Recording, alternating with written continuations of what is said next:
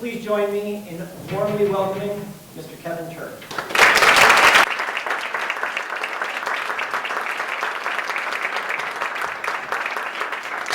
Good evening. Thank you so much. Thank you very, very much for joining me this evening. And me and my other Kevin, the other Kevin. Imagine if one day you woke up and you had a doppelgänger in a Broadway show. And then there was another one in Toronto, the Toronto cast. And then there was a third in a North American tour. And by December, there'll be a fourth in the UK. And by next July, there'll be one in Australia. How crazy is that? What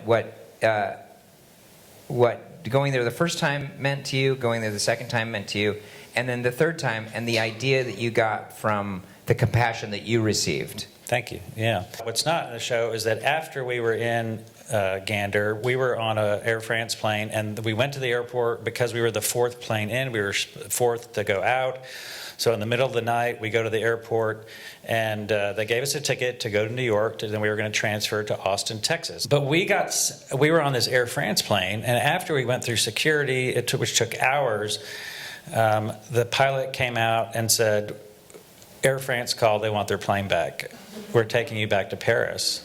And there was really, at that point in time, of course, you all remember, many of you here on 9/11, you wanted to be home. You wanted to be with your people. And I had a company and my friends and family in Austin, my parents worrying about me in Nashville. And I called my mom on the phone and said, they want us to go back to Paris. And my mom cried and she said, don't go.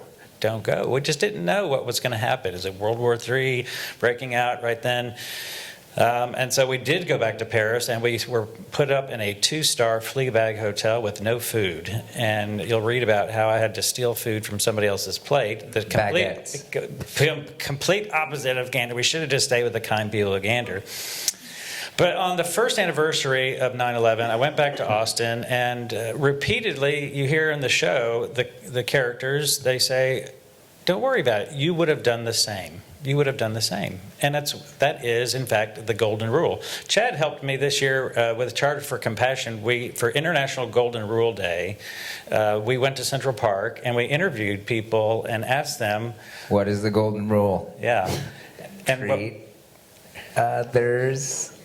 Yeah, you guys got it. Yeah. There are a lot of people who don't know it. About 2 out of 3 did not know. And there was people from all over the world, every type of person. And about 2 out of 3 people didn't know, even though the golden rule is in virtually every religion in the world.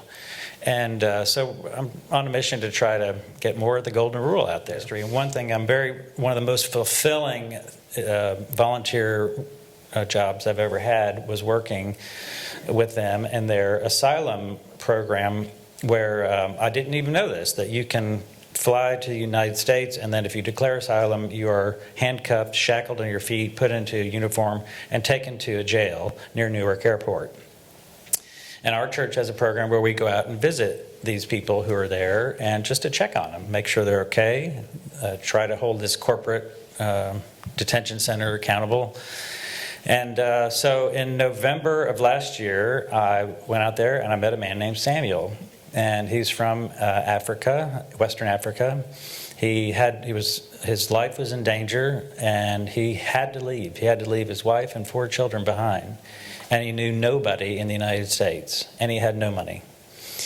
And so I began to visit him, and one day I checked in, and the receptionist said, are you a family member? And I said, yes, I am. So even though this man is a black African Pentecostal minister and I'm a white gay Catholic, I told him, I said, if anybody asks, you and I are brothers. And he and his wife were talking about it, and they came back and said, actually, I think we're twins. And so this is Samuel after he was released, and Samuel is here on the 3rd row tonight.